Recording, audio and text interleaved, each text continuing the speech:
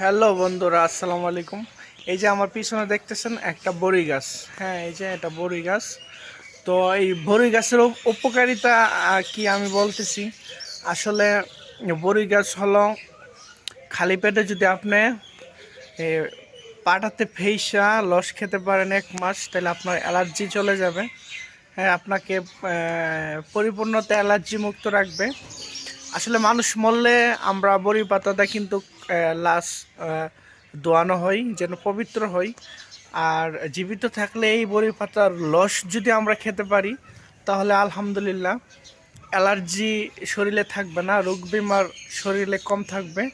তো নিয়মিত সকালবেলা বড়ি পাতার রস খাবেন।